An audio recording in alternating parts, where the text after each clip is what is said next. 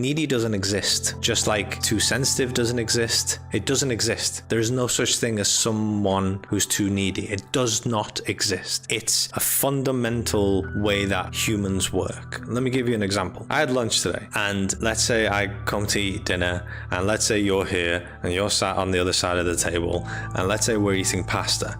I'll go to the kitchen, bring the pasta over, I'll sit down and I'll be like, oh yeah, I'll grab my fork and spoon and I'll be like, well, we'll just chat, and I'll be like, hey, yeah, so how was your day? And oh yeah, you know, like we'll just talk, and I'll grab my drink and I'll be like, yeah. Now, if I had walked the desert for 6 days, only surviving by drinking my own urine from my pants, let's say, and then I eventually found a house, oh my God, I'm saved. And I sit down and then they put a plate of pasta in front of me. The way that I would be eating that pasta and drinking that water would be vastly different to when you and I were sat on the table. I'd be like, shoving it in and drinking the water, necking it, saying more water.